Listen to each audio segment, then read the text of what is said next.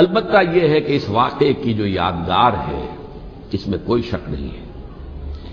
کہ اس نے مسلمانوں میں سے ایک گروہ کے دل میں قربانی اور شہادت کا جذبہ بہت پیدا کیا، اس میں کوئی شک نہیں۔ اور جس طریقے سے کہ عاشورہ محرم میں یاد منائی جاتی ہے، جس طریقے سے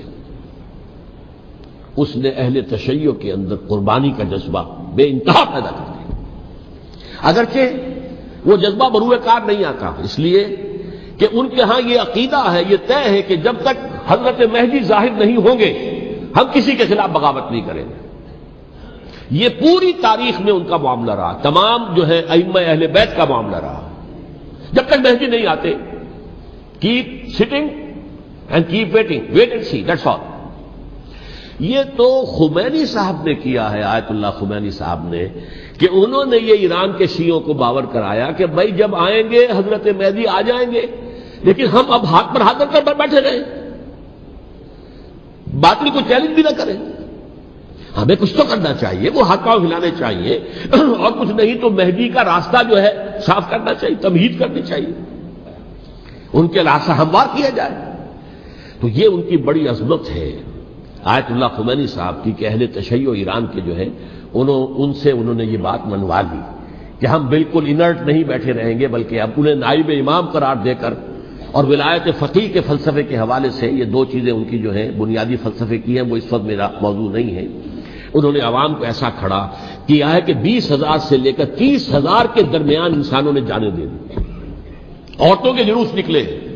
شیرخوار بچہ گود میں ہے عورت کے اور گولی کھا رہی ہے اور مر رہی ہے، گر رہی ہے۔ اب سوچیے زندگی کتنی عزیز ہوتی ہے، اور شیرخوار بچے کے لیے ماں کی جو زندگی ہے، اس ماں کو اپنی زندگی کتنی عزیز تر ہوگی کہ اپنے لیے نہیں تو اس بچے کے لیے مجھے جینا ہے، لیکن نہیں، گولیاں کھائیں اور گری۔ یہ جذبہ انہی میں ہے۔ واقعہ یہ ہے کہ اہل سنت کے اندر یہ جذبہ نہ ہونے کے برابر ہے، یہ میں واشگاف الفاظ میں کہہ رہا ہوں۔ پورے عالم اسلام میں صرف شیعہ ایران ایسا نکلا ہے کہ جس نے بادشاہت کا خاتمہ کیا،